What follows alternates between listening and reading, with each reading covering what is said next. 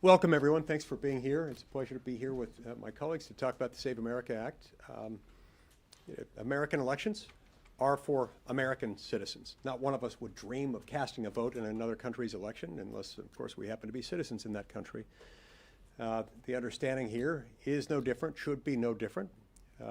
Existing federal law attaches grave criminal penalties, serious consequences for anyone who is not a citizen who votes in a federal election. Interestingly enough, neither the Constitution or any federal law, of course, dictates what any state might do with regard to state and local elections and who may vote in those. It's interesting that a small handful of states have allowed non-citizens to vote, typically in local elections. Never quite understood why some might think that's a good idea. That's nonetheless their prerogative, as these are states and political subdivisions of states making those decisions. But in the federal government, that is not the case, and it should never be the case. But once in those jurisdictions, they've got people who are registering to vote in those particular elections, again, typically local elections as non-citizens. It raises all kinds of questions. Once they have registered, what happens to their registration? Is there a mechanism in those jurisdictions whereby those who are allowed to vote in whatever local election are prevented somehow from using the same voter registration file to also cast votes in a federal election? The states that allow this, that are doing that, are conspicuously among the states not participating in memoranda of understanding-based agreements with authorities in the Department of Homeland Security and other federal agencies involved in this, meaning they're not sharing their information, not opening their files to allow for federal authorities to examine them and make sure that those people are being kept separate from the list of voters allowed to cast votes in federal elections. So the Save America Act would repair our election security by requiring proof of citizenship to register and a photo ID to vote. This is an important part of ensuring our longstanding promise of one citizen, one vote. When you allow non-citizens to vote, that offsets that equation. It dilutes, it diminishes the votes cast by American citizens lawfully. Now, our Democrat colleagues have been insisting that this is not necessary. They insist it's not necessary because, after all, it's already illegal for a non-citizen to vote in a federal election. That's a little bit like saying it's unnecessary to require liquor stores to check IDs to make sure that they don't sell liquor to children because, after all, it's already illegal. There are lots of circumstances where it makes sense to do that sort of thing, trust but verify, because if you don't do that, you're not even going to know who might be violating it.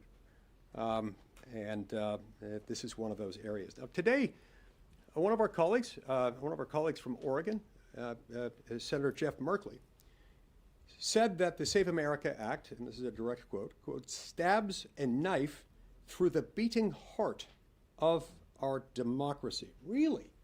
Well, that's news to me. First of all, it's news to me that given that a policy choice that enjoys the support of roughly 80% of the American people, putting that in law, I don't understand how that would stab democracy in the heart, especially given that this is itself strengthening and securing one of the most important incidents of citizenship, which is the vote. Republicans overwhelmingly support this. 95% of Republicans, roughly 83% of Americans generally, and 71% of Democrats. It's only here in Washington, D.C., within the halls of the United States Capitol, that this is controversial, even among Democrats.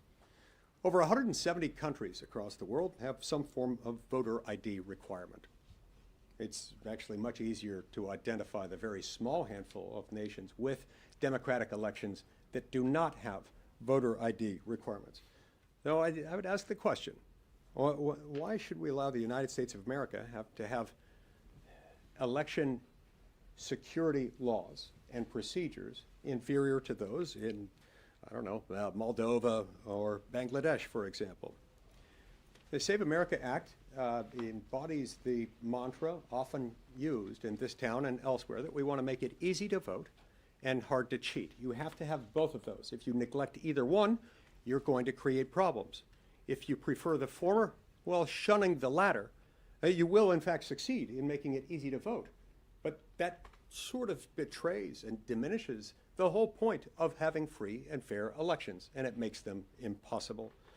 So, look, I think that there's only one legitimate reason to oppose this. I have yet to hear a legitimate argument against the bill, which begs the question, do they really just want to make it easy to vote so badly that they're willing or even enthusiastic to just make it easier to cheat?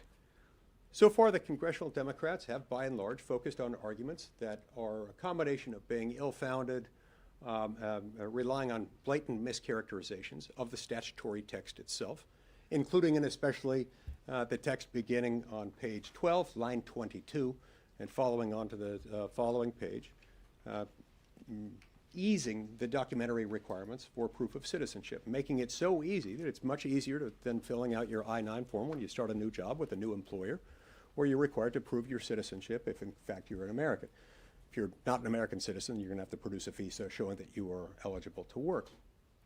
But we make it easier than that. We make it so easy, in fact, that even if all of your citizenship documentation papers have disappeared because your house burned down, your dog ate them, your crazy Aunt Madge came and stole them and took them to the dump for some inexplicable reason, or maybe you never had them, you can still go to a state election official, swear out an affidavit just describing the basic elements, the basic factual assertions behind your claim to citizenship, whether it's when and where you were born and to whom. If you were a natural-born citizen, entitled to citizenship by virtue of the circumstances at your birth, or if you're a naturalized citizen, where, when, and how you became a naturalized citizen, and the date, exact or approximate, of your naturalization. This makes it incredibly easy and puts the onus back on the state if you're one of those people who either lacks some documentation or maybe even lacks all of it. They ignore that. And then a lot of the rest of their documents boil down to a combination of things. It's racist and it's sexist. Does any of that sound familiar? You've heard that before. Very often when it does come up, it comes up in a context like this one, where both of those arguments are red herrings. Both of those arguments are rooted in assumptions that are themselves racist and misogynistic, and they're cover for something else. Why are they arguing that when it so obviously does not apply? It's impossible to reconcile with the text of the bill itself to make that accusation. What are they covering for? What's missing when that's the argument that they continue to fall back to like a dog to its vomit? I can't think of anything more racist or misogynistic than those arguments that are being raised, at least not within this realm. You can think of things, but it's hard to come up with anything more racist or misogynistic than the assumptions underlying those arguments.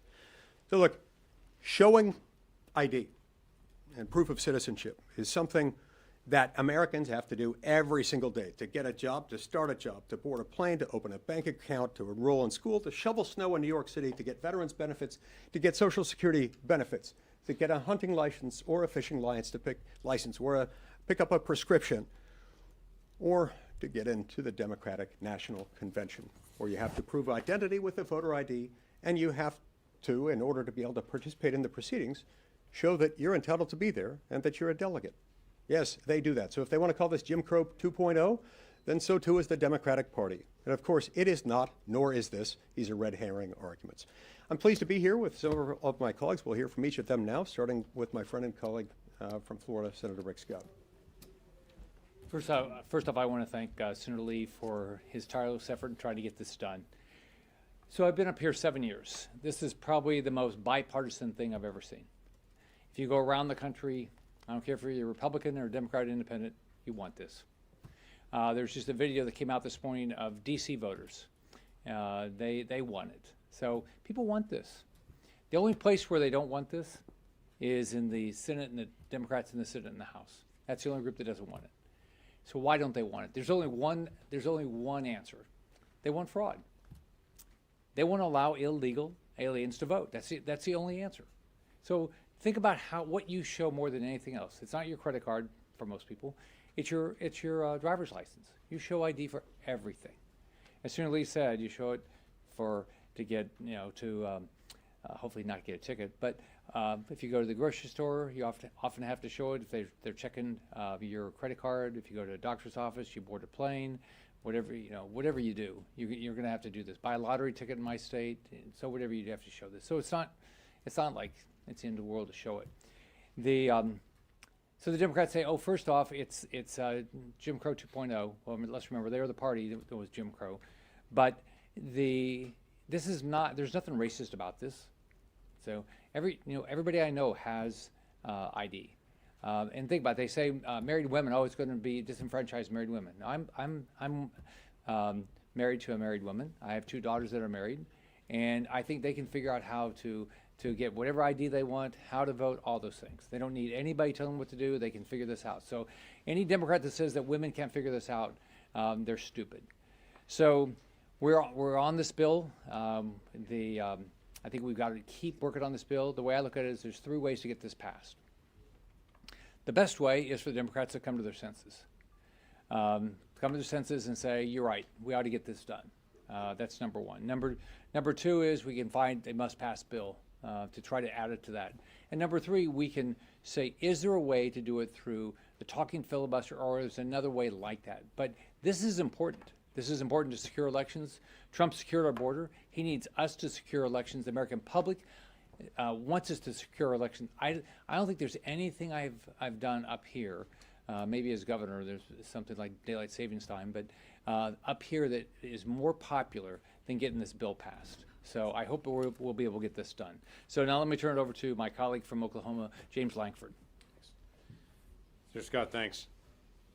This is not challenging because it's every single time we vote, every single election in Oklahoma. It's funny to me the number of people that come and say, how would this ever work? And I just smile and go, well, we figured it out. Everybody else knows how to be able to do this. In every election in Oklahoma, every single person who votes has to show ID. And I mean every single person who votes, in person or by mail. Our mail-in votes in Oklahoma are done when they actually show up at a spot to be able to mail in and get a notary to be able to look at their ID, to be able to take the envelope that's about to be matched, to match the name that's on the envelope and the name of the ID, and then it actually is notarized and then goes in the mail. Every person who votes in Oklahoma, whether by mail or in person, has to show ID. And you know what? We have a lot of people that show up to vote. This is not challenging here. And it's the most simple, basic thing that we actually deal with when we talk about the Save America Act. This basic principle that citizens vote and you have to show ID. You can't just walk up and say, my name is John Smith and I should be on that list somewhere, check off that's me. You have to actually verify that that's actually you at that point. So we know one vote for one person, and that's all they get. It's also interesting to me when I think about this most basic element, that is you have to be a citizen to vote. And I have some of my colleagues that will go back to the 1965 Voting Rights Act. And I go, do you realize the 1965 Voting Rights Act begins with the phrase, all citizens? That's how it starts. All citizens. It was the most basic principle of that bill, began with the simple statement of all citizens. This is a simple trust and verify piece that we're trying to be able to put into place to say we've already agreed that this should only be for citizens. We've already agreed that there should be consequences if you're not a citizen, but we're just not verifying it and checking it. Again, I have folks that have caught me and have said, well, this is just a non-issue. Non-citizens just don't vote. In Oklahoma, several years ago, we actually passed a law, a state law in Oklahoma that was pretty simple and straightforward. The state law was, if someone comes into jury duty and says before a judge, I'm not eligible to serve in jury duty, though I've been called, I'm not eligible to be able to serve because I'm not a citizen.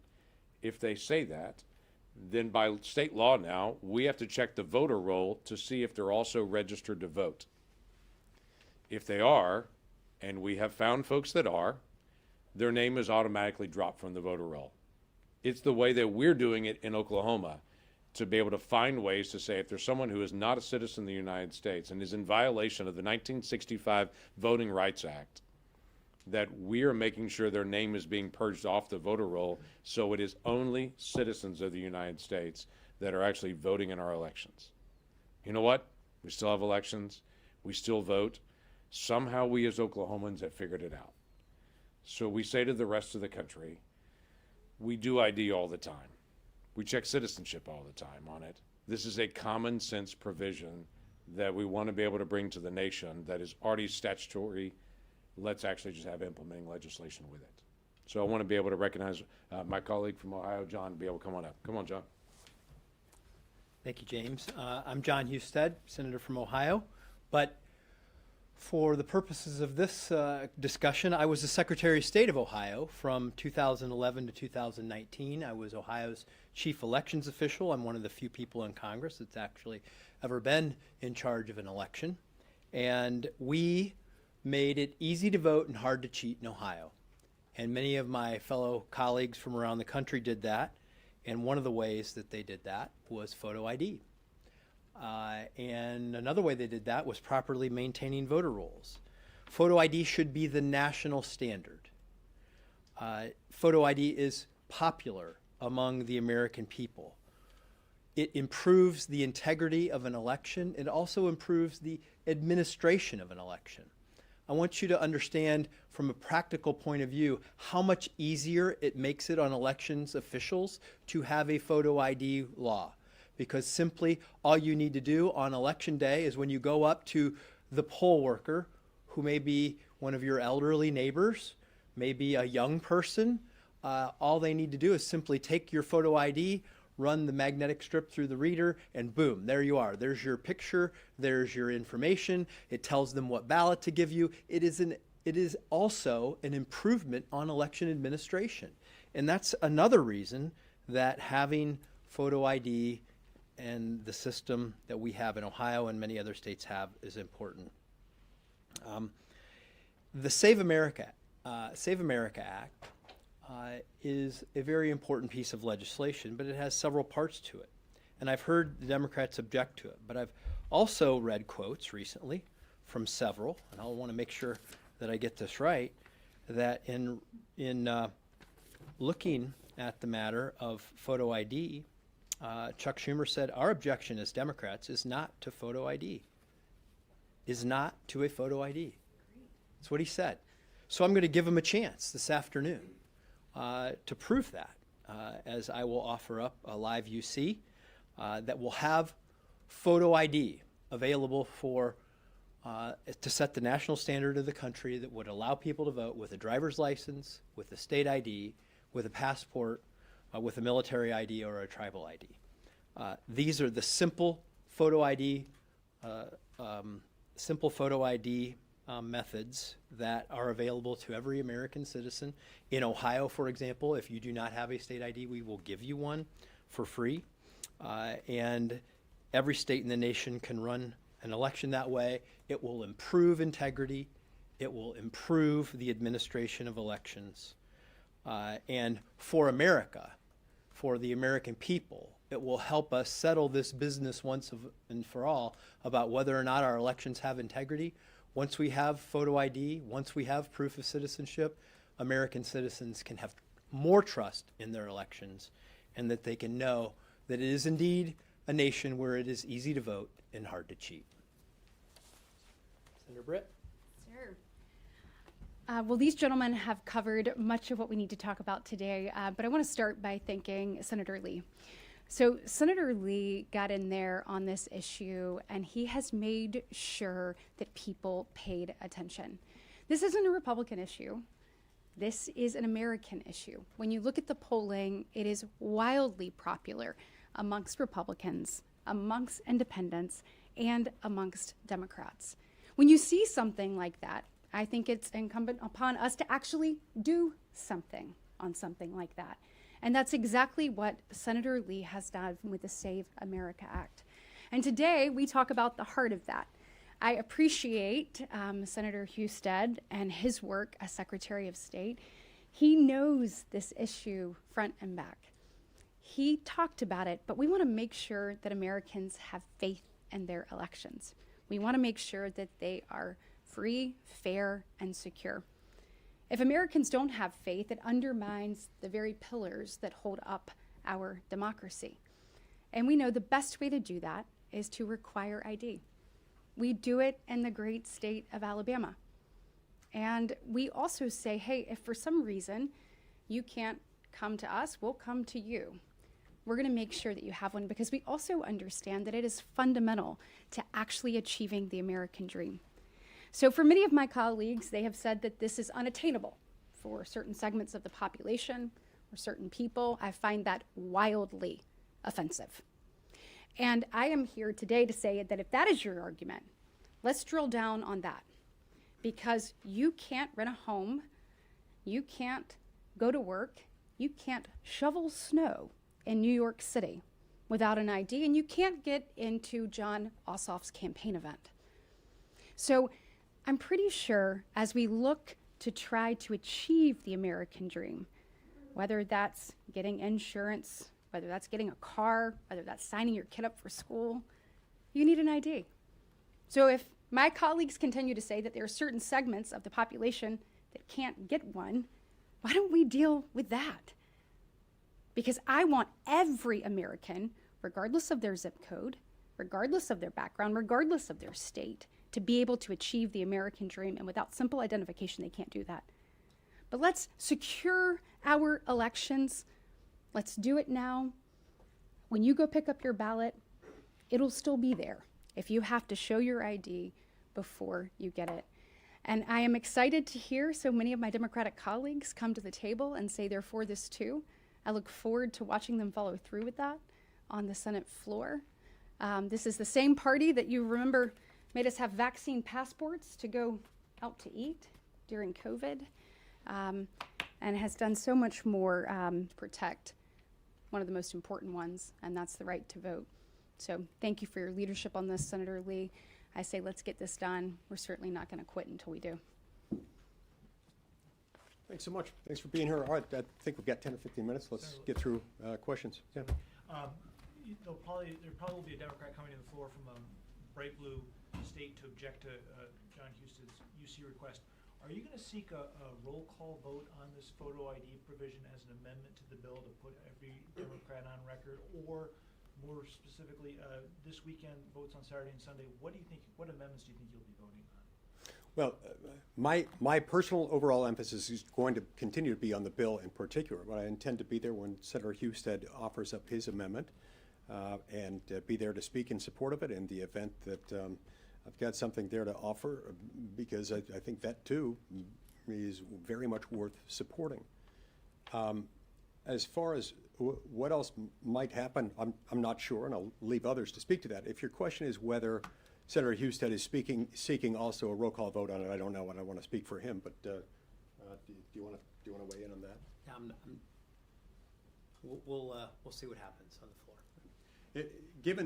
Given how many Senate Democrats yesterday indicated openness to the voter ID provisions, it'll be interesting to see who, if anyone, steps up to object to that. Senator, you said, or I think wrote on Twitter a few days ago, that Republicans will lose power likely for a long time if Save America does not pass. Can you expand on that? How do you expect that to work? Look, obviously nobody can know the outcome of an election. A lot of ink has been spilled in explaining how very often in this kind of framework, the presidential administration comes in and you've got majorities in both houses of Congress aligned with the president's party.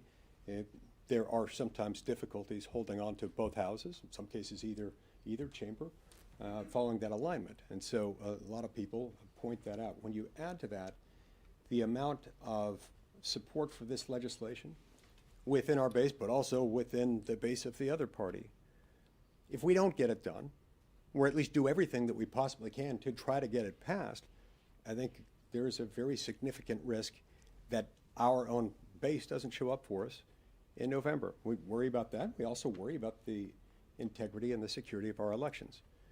Nobody knows exactly how things will pan out, in part because we don't yet know the extent of the problem.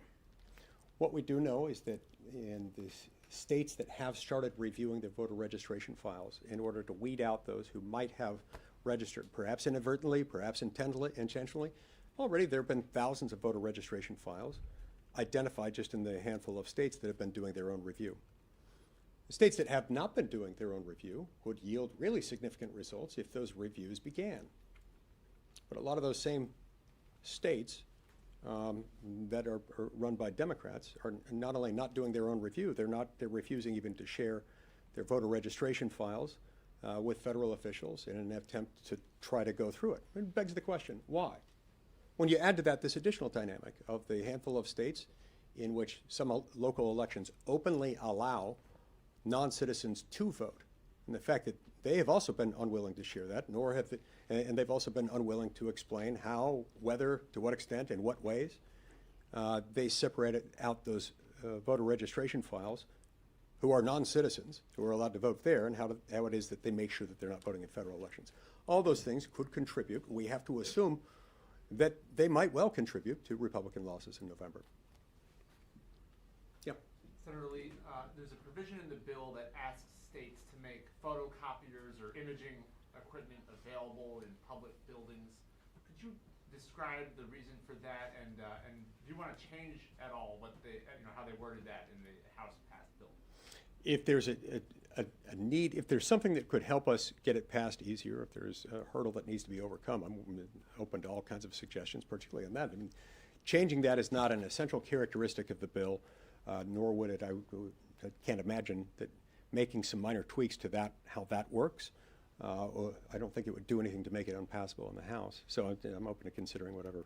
I mean, they have, that's in the House passed version. Would you want to change it? Is there a different? We're on the House. You'd want to change it. No, we're on the House passed version. I have not looked at that and found that deficient. But what I'm saying is if somebody identifies something that could or should be added to it that would help us get more votes, I'm open. Do you like that provision yourself? You think it's good? Well, I think it's one of many provisions in there that is designed to make the impact on the voter and or on the participating jurisdictions easier. No Yes, ma'am. Democrat I know of has complained about it.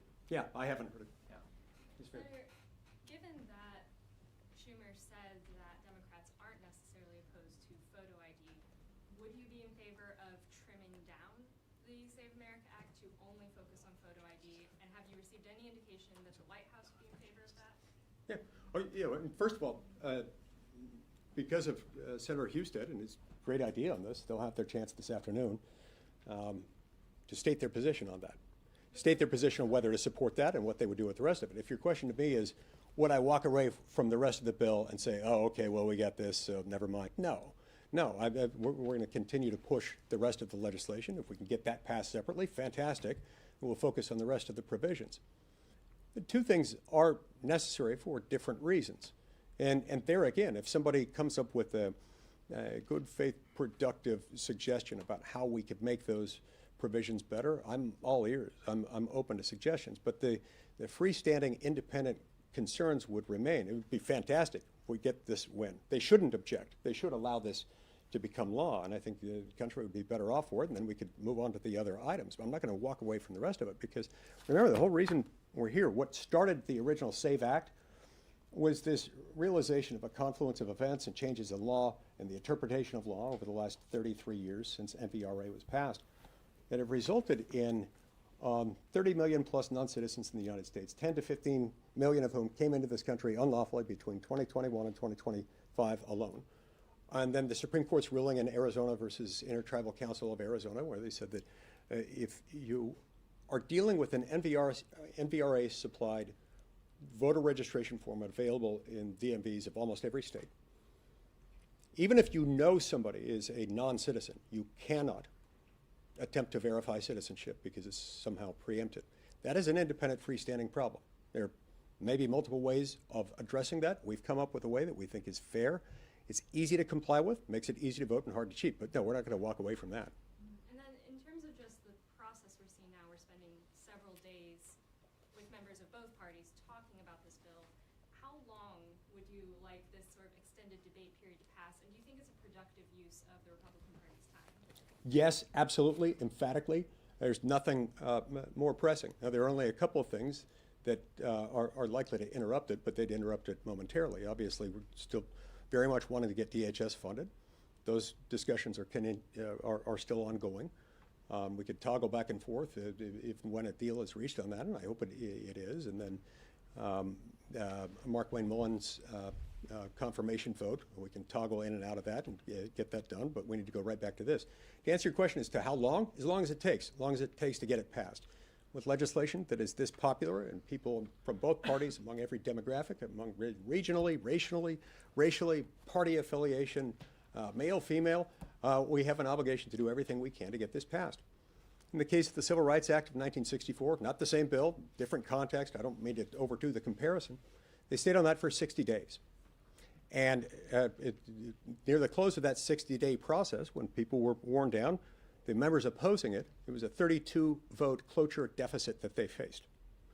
The members who had been opposing it for that long got worn down, not just physically exhausted, but they also became tired of opposing a bill that was getting more popular as people saw more about it and as they saw that the arguments against the bill weren't working and weren't good.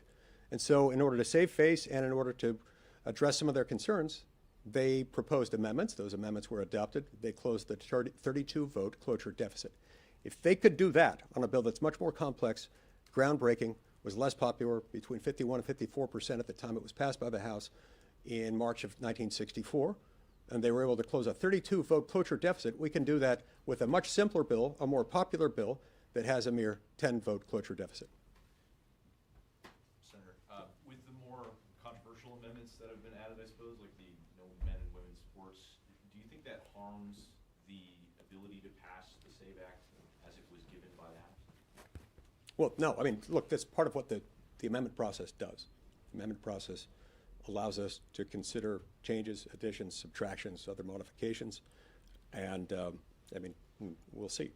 But I think the amendment process itself will be informative of what can pass as an amendment and what could still pass to whatever degree the bill is modified. Yes, sir. Thanks, sir.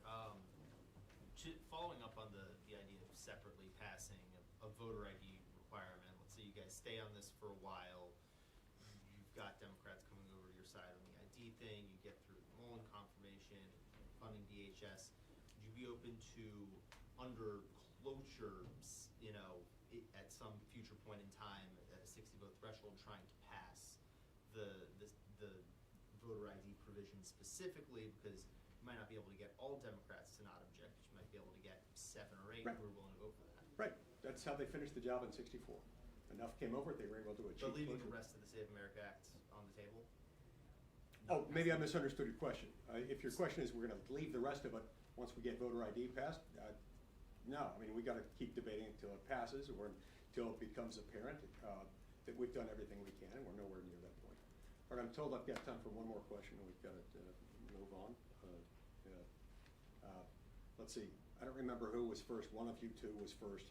Let's just hit both of these, and then we'll go. In terms of Senator Schmidt's substitute amendment that has the restrictions on mail-in voting, some of your Republican colleagues, including John Curtis in Utah, expressed some concerns with what that would mean for how their states carry it out. You also being from Utah, how are you having those conversations with Republicans on how to deal with that? Well, we're having conversations.